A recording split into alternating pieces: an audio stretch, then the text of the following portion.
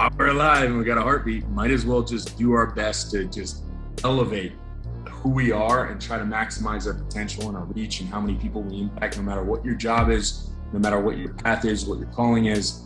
You might as well be kind. You might as well be a great leader. You might as well be empathetical. And honestly, you might as well be happy, because why not?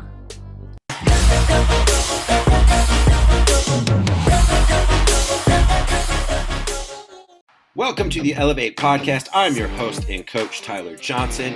Thank you for tuning in. If you are a return listener, I'd be grateful for your rating or review. And if you dig this episode, give us a like or share. And now, whether you've tuned in to elevate your mindset, your game, or just your day, you are in the right place.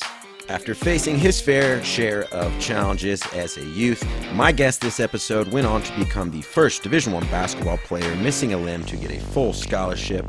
After that, he went on to play professionally in Asia, and then he was featured in the documentary Long Shot, which is linked up here. He's also the author of the book Get in the Game. You can buy it and check that out as well. Then he has gone on to speak all over the globe, sharing his message around the world, literally on every continent. Welcome to the Elev8 podcast, Kevin Atlas.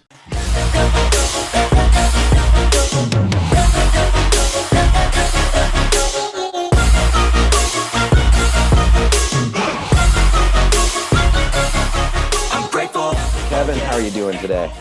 Doing awesome, man. Better now I'm with you. Excited to have you on. I guess to start, for listeners that might not know a little bit about you and your story, can you give us kind of a quick Cliff Notes version? Yeah, I was the first Division I basketball player to play with a disability. I lost my arm at birth. I tell most people I lost it because I got the J&J vaccine when COVID happened and it fell off. But, I was this guy who just had this tremendously hard upbringing. My parents were divorced. My dad passed away when I was 10. And I was just kind of in a broken home without, great circumstances to allow me to become successful. I got cut from the 7th grade basketball team at 6'4". And by my senior year of high school, I was ranked top 50 players in Northern California. And I had scholarships all over the country. It was awesome. And I broke my leg. George W. Bush flew out on Air Force One. I broke my leg, lost all my scholarships the same day in a basketball game, and went to redeem a scholarship offer at Manhattan College in New York after playing a year at prep school in Virginia. And then after my pro career overseas, I decided to start my own company with the intention of just helping people and spreading love, empathy, and kindness. So I travel the world and I elevate others, and I made a non-negotiable, which is this world's going to be a better place for me being in it. And that's how I live my life. No doubt. If you go on YouTube, you can find a lot more about Kevin's story too. And I think the other thing you did recently, not too long ago, was the series you put out, right along with your mission there, the Believe in You series. It's one of the things I always talk about. I think it's one of the first things early is that self-belief. But can you talk about why our self-belief is so critical, especially maybe sometimes before others are going to believe in us? For sure. The Believe in You series, I collaborated with this company called Varsity Brands, BSN, Herb Jones, and Varsity Spirit. And I did so because I was doing this youth speaking across the country. I've been 40 U.S. states, and I've spoken to about 900 different college and high schools, which is pretty ridiculous if you start doing the math. But I just didn't have enough reach. There's so much anxiety, depression, the suicide rates have skyrocketed, and I've seen the good, bad, and ugly. I mean, going to different states is like going to different countries, if you will, when it comes to the American youth, and they're struggling, man. And the joke I always make is if, you have a football team, say a pro football team, and all the, all the rookies are suicidal, anxious, and depressed, how's the team going to look like in, 5 years? And I said, like maybe the Jacksonville Jaguars or something. They suck. I think this country's going to look if we don't do something about it. So the Believe in You series is a free series on believeinu.com that you can watch. There's 3 seasons currently out. And essentially the intention of it is to gain a larger reach to really fill the gaps of what the education system is missing, mental health being one, but each theme has a different episode. And the intent was to really, not play Superman, but get like the whole Justice League or the Avengers, and have all these professional athletes and these awesome philosophers and all people from all different walks of life who each are guest stars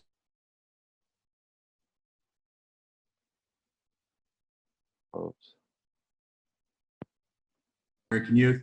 But I think that the number one weakness with the youth of America, from my perspective, which is vast, spoke to millions of kids, is self-love and that self-belief. Yeah. To your question, and I really don't think that social media plays a great role in this. But unlike previous generations, these kids have been guinea pigs to essentially picking themselves apart, being able to see everybody else, evaluating themselves on a number or a grade, whether it be athletically, how many followers you have, or academically, and they just kill themselves. Like, how are you supposed to be loved? How can anyone love you if you can't love yourself? If you can't fully look in the mirror and say, I love you, and love yourself back, then how the heck is anyone in the world supposed to be able to? So I really think that self-belief and finding your confidence and finding your voice and finding what you're passionate about, what your creed is, and being unapologetic about it is essential for every human to kind of gain that ability to be themselves fully. Yeah. You think about empathy. A lot of coaches and student athletes kind of listen to this. Can you talk just about how a little empathy can go such a long way? What a powerful tool it is. Tyler, empathy is I think it's my favorite mastery. I think you can master different techniques and attributes that you can essentially acquire over time. I think mastering empathy is essential for becoming a great leader. I think that being able to see through other people's shoes and fully feel what they feel and understand them is incredible. I mean, if you want to be a great salesperson, you have to be able to understand your customer base. That's why the biggest companies in the world care so much about customer reviews, because that's who they're servicing, and they don't know how to scale and get better. If you want to be a great coach, you have to be able to connect to these kids. I mean, if you want to be a good team captain, it's the same thing. If you can't put yourself in other people's shoes and express and articulate, hey, I understand how you feel, and I would feel crappy too, but how can I help you out? I mean, then you're not really positioning yourself to make massive positive change. I think empathy is a lost art in a sense, or something that isn't ingrained in people as much as it may have used to be. And I think that it's the human connection, it's the jelly that keeps us together. Even in biblical times, Jesus Christ said, the golden rule, which is love your neighbor as yourself. But if you take that very literally, love your neighbor not as you love yourself, but love your neighbor as yourself. Like, true mastery of empathy is realizing that every single soul is almost born exactly the same. But you have a different body, a different family, a different circumstance. You were born in a different belief system, in a different country, all out of your control, all variables out of your control. And if you were them, you might be a jerk too. If you were them, you might be struggling too. And just being able to realize that they're just an extension of you, just with different experiences and different choices, that's true empathy. So then you start to look at everybody a little bit different. Like, dude, man, that guy, if that was me, man, I'd be in that same position. That's insane. And being able to master this art positions you again to be able to really help others and have just a much more purposeful life. Sure. When you had a empathetic and fantastic coach in your life, Coach McKnight, right? Yeah, Mr. So, Coach. you talk, one of the things that I always talk about too, and I know you're a big believer in it, is just the power of one. Can you talk about how maybe, the power of, one coach, one mentor, one good teammate can change lives? Yeah. And this is so true. So I think that I was born in challenging circumstances. I was diagnosed with ADHD. I had a speech deficiency. I was diagnosed with dyslexia. I was in anger management and counseling. Couldn't read till third grade. I wasn't the sharpest tool in the shed, if you will. I feel like over time my brain developed a little bit better, but I just struggled academically. I struggled socially. I was watching my father pass away from third grade to fifth grade when he died. And that, opened up a whole different traumatizing stuff. How do you even deal with it back then? But then also physically, I was 10 years old. I was 5'10" with one arm and shaggy red hair back then. I looked like Ronald McDonald. It was crazy. And so for me, I really needed some sort of backbone. some sort of structure in my life that was really going to kick my ass. And I believe that tough love is still love. And I think that the world has become a lot more sensitive. And I know we just talked about empathy, so this is where I contradict myself, is that I'm not really helping you. Like, if you think of the best coaches or teachers in your life, they're the ones that were the hardest on you.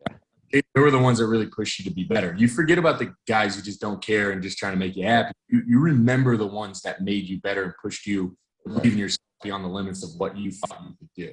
And that's what Coach McKnight was for me. I think we're all born in different circumstances. 10% of your life is what happens to you. 90% is how you react. And my life started in 7th grade. I went to the school called Pleasanton Middle School. It's called PMS. Solid for school. School colors are red too. But ultimately, I got cut from the 7th grade team. I was 6'4". I got cut from the 7th grade team because basketball was essentially from the beginning of somebody's dad playing 7th grade coach. Right? It was a 2-arm sport, and I should try something else.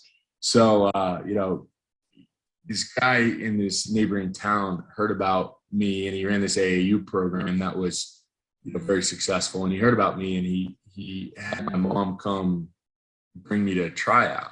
And we didn't know him, he didn't know us, but whatever was in his heart, he looked forward to the opportunity to like get a kid that struggled on his team. And it was wild. So we're doing these tryouts, and I sucked, man. I didn't have any business being there. I couldn't make my 7th grade team, let alone a varsity team, let alone be like an MVP from like the different high schools across the San Francisco area on this like stacked ranked team, right?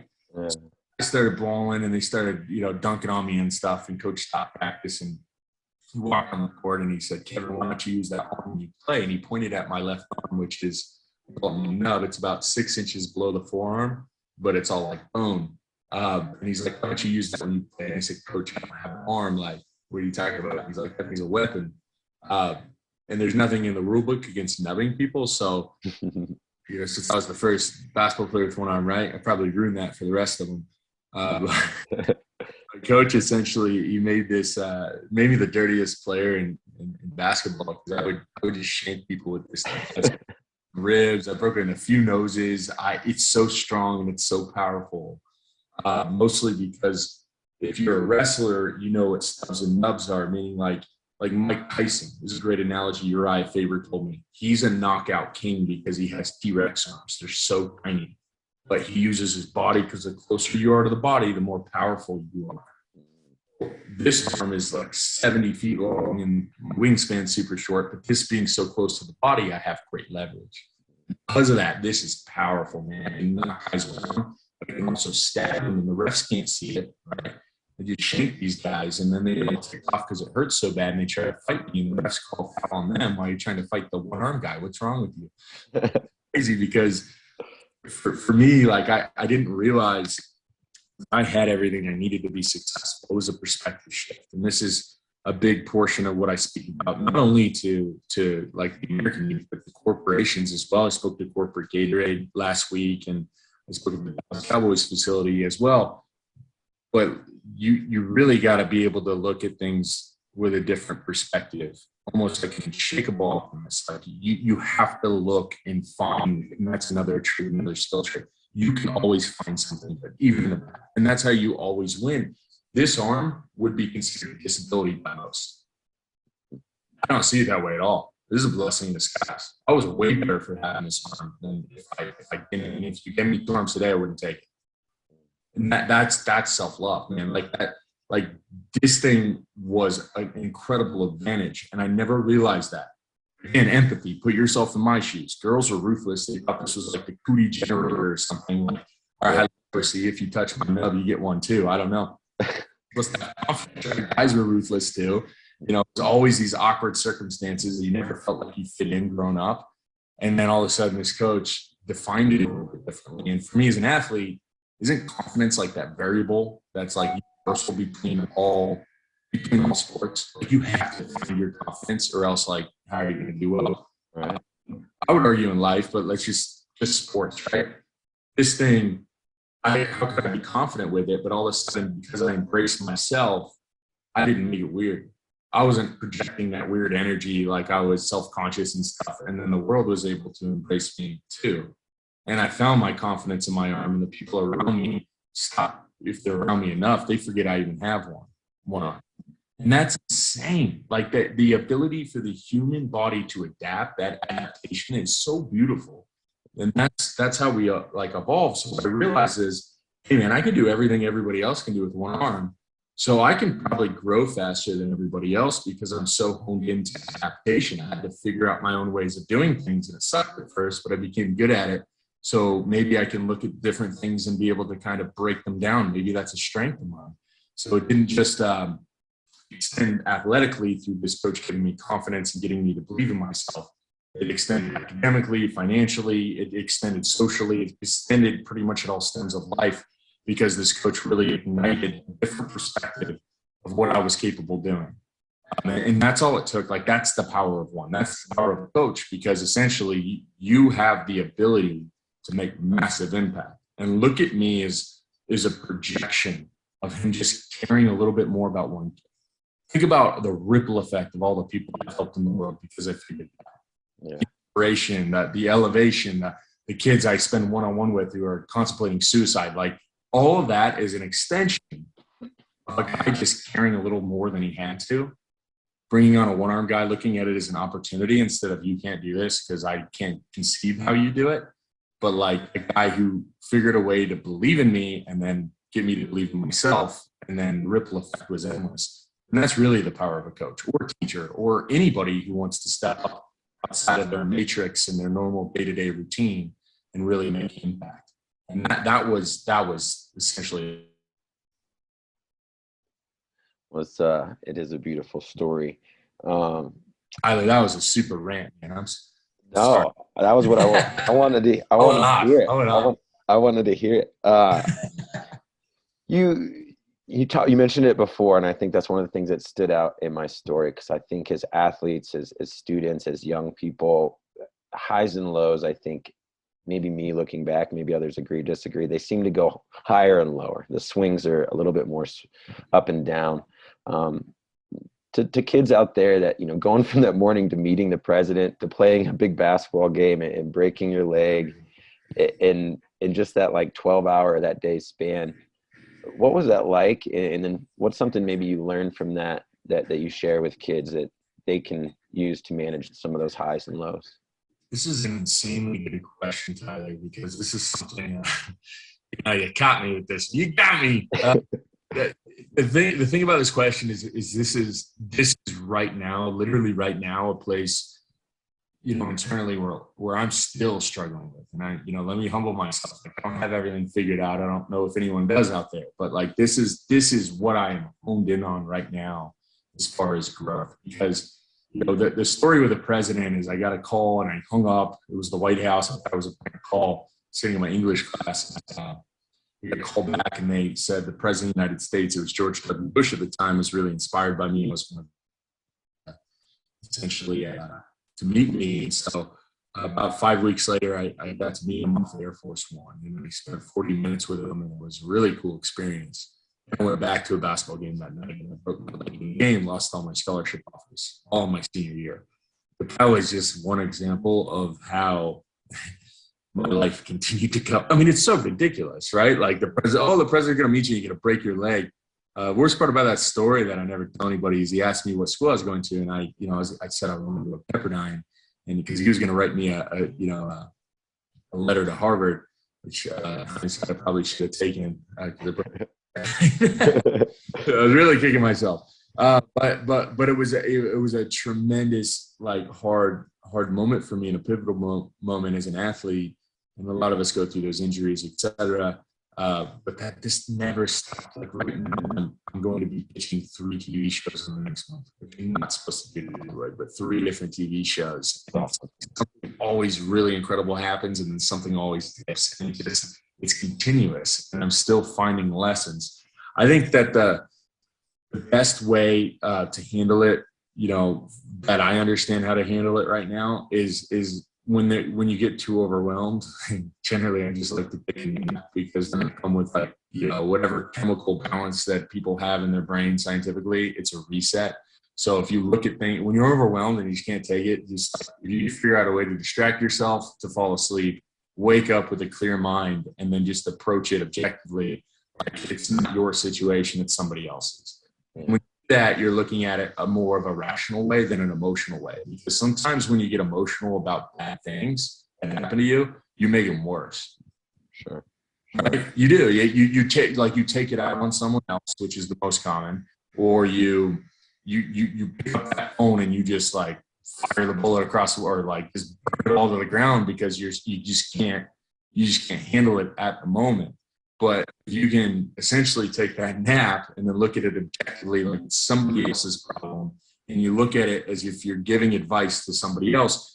You're really using your brain and not your body. I mean, that's a separation right there. So you're thinking very rationally. And I think that there's always a calculated way to be able to transform that situation into, even if it's a failure, into a learning experience. Or you can essentially develop, success out of it and get yourself, maybe that problem wasn't that crazy. A lot of the times we live in our head and we build it up and we have these like fake dialogues that, you go in the shower and you start winning an argument that hasn't happened.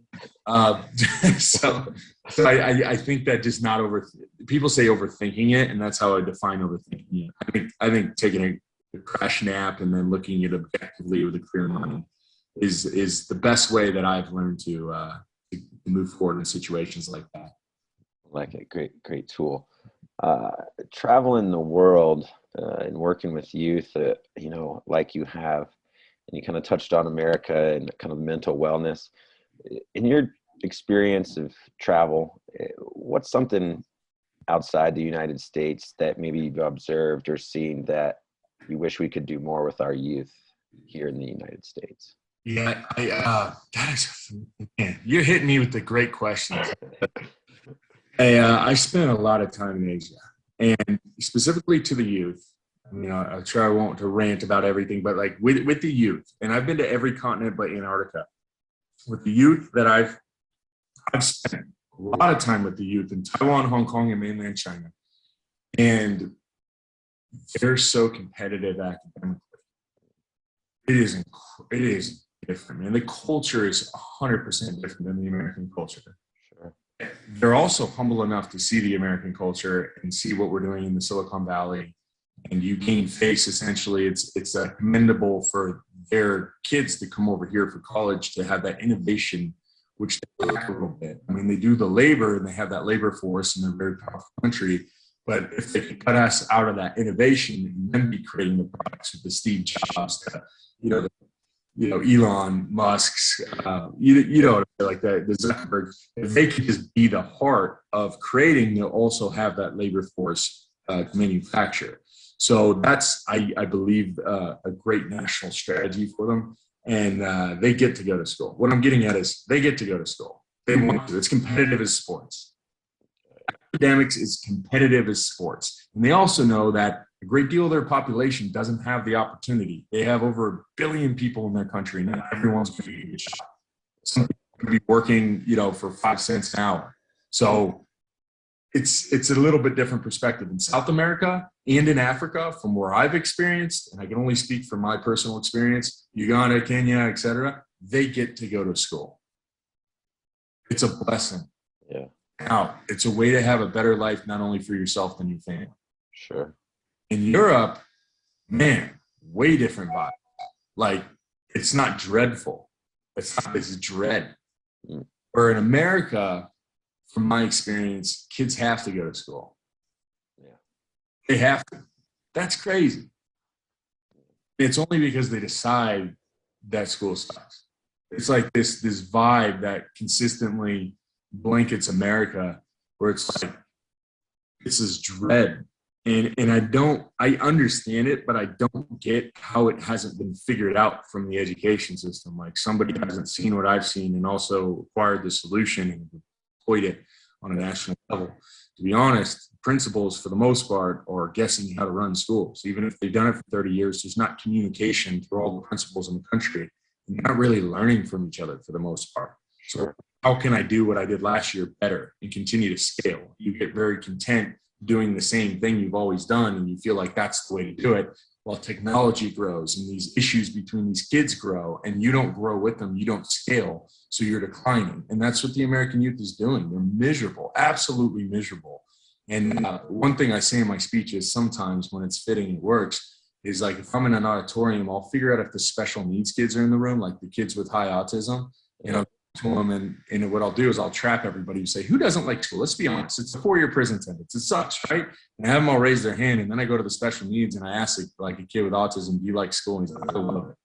I'm so happy. Yeah. I look at everybody else, is like, he gets to go to school and you all have to go to school. You go to the same school. Yeah. But he just decides to enjoy it. No wonder you guys are all miserable. How many of you guys even know his name? Yeah. Name.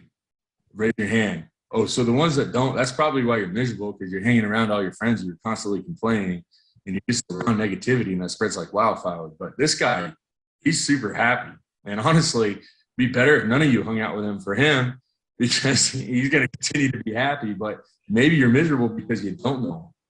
Isn't that crazy? It's just the perspective. Like it is a decision. You literally have to say, despite whatever situation you're in, my intention is to be happy. My intention is to find the good in the bad and not focus on the bad. Skiers do this, and this is an analogy that I did not originate, but skiers do this. If you focus on the trees, you're going to hit one. Okay. If you focus on the negatives, you're going to absolutely be negative, and you're going to spread it, and the people around you are going to be contagious with negativity. And that's the tables that you're going to sit at every day, the people that you're comfortable around spewing negativity. And it's just, oh my gosh, shut up. I love Gary Vee, how he deals with negativity, because I can't say some of the stuff that he says or feel the same way. I'm just figuring out different ways to articulate it and break it into these kids' minds that, dude, your school is filled with a bunch of people that get paid too little money to literally serve you, who are only there to see your success. That's it. You get to take any class and learn about what you want to learn about. And everybody's here to serve you. They cook for you. They feed you. They do everything for you. And you show up with a bad attitude, you're not grateful. You don't thank, a teacher for spending, their weekend making a lesson plan that you zone out or sleep in class and then walk out and don't even say thank you. And, janitors, how many times do you think a janitor? I mean, none of those boys at school are hitting the urinal perfectly, right? They're pissed. Like, come on, man, right? I love it. Oh, let me serve you, master. Let me serve you every day for pennies. Like, who are you to just be so miserable and just to feel so pretentious in a way that you've earned it? Like, the people are serving you. You come with gratitude. You humble yourself. You realize this is an opportunity. While I'm here, it could be hell. It could be prison. It could be high school. While I'm here, might as well make the best of it. Might as well go all in. Because I can't leave.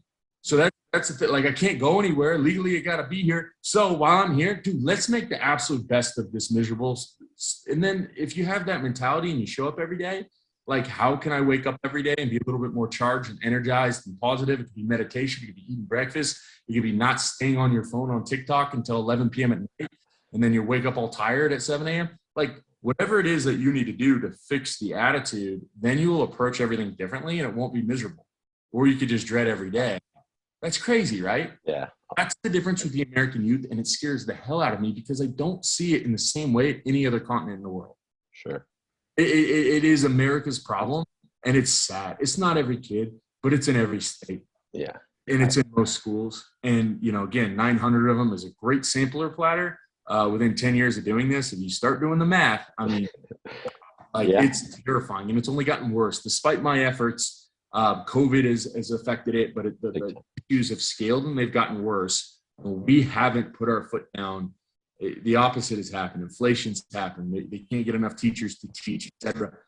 It's becoming scary. And inevitably, Tyler, like, what's going to end up happening are one of two things. We take these problems very seriously. I had my success with Varsity Brands, I believe, U series that we're looking for. We create this band to go and blow it all up in maybe the education system. We get somebody in the office empowered to change the way we do things, or we all go to Web3. And the only people showing up to high schools are kids who essentially go there for sports or want to go to homecoming. are going to take Zuckerberg's classes on their VR set. Right. Not actually ever going to go to school or have any human interaction. Yeah. Like social intelligence won't develop at all. It'll just be a bunch of weird, creepy, like weirdos that are walking around. They never left their house for 18 years. Yeah.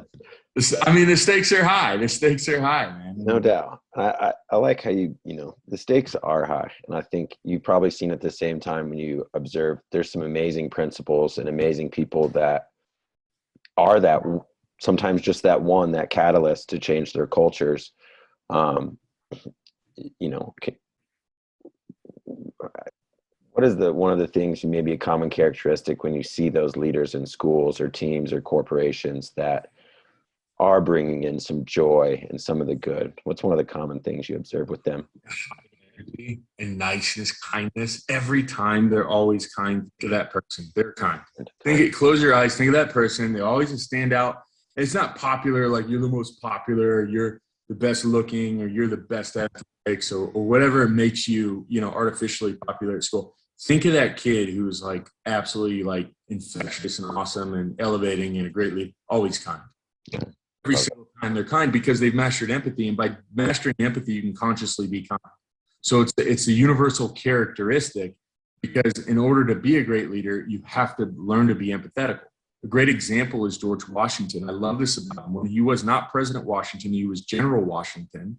This is where empathy meets strategy. I love this story. So he got served by, he got served his meal, like it was nighttime, right? And he said, no, have all my troops eaten? Have all my soldiers eaten? And he asked if he could be served last. And then there wasn't any food for him. And so he realized that there wasn't enough food for me. There wasn't enough food for all my soldiers. We have to flee from this battle. We're not going to have the energy to fight it. We don't have the resources. And he became the slippery general. He won as many battles as he retreated from before fighting. They couldn't catch him.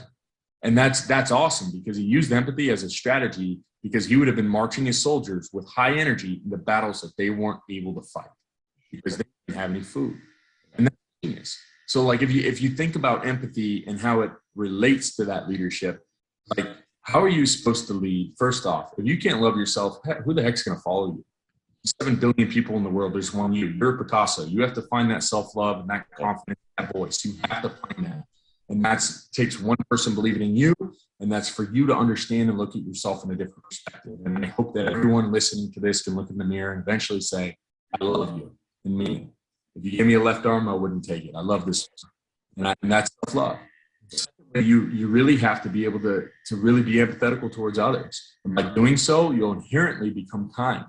And by being kind, you'll spread that love, and that kindness and that energy will be infectious, and people will be drawn to you.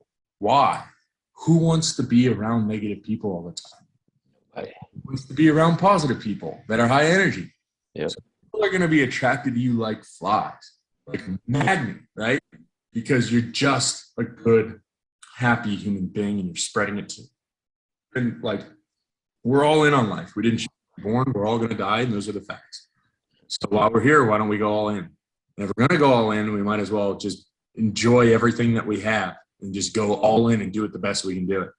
I mean, what else do we got to do? We got to sit here and wait for us to die, right? Tyler, we're all fighting against gravity, and we're losing. We're all dead, man. We're all 6 feet under in the end. I know that's morbid, but that's the facts. So while we're alive and we got a heartbeat, might as well just do our best to just elevate who we are and try to maximize our potential and our reach and how many people we impact, no matter what your job is, no matter what your path is, what your calling is. You might as well be kind. You might as well be a great leader. You might as well be empathetical. And honestly, you might as well be happy, because why not?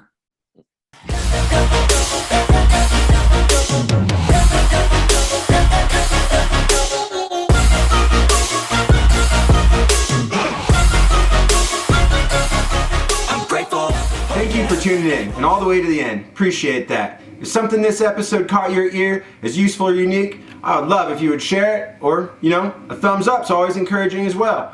If you want to come back and check out more videos, smash that subscribe button, ring that bell for notifications, and we'd love to have you back. Have a great day, and go elevate others.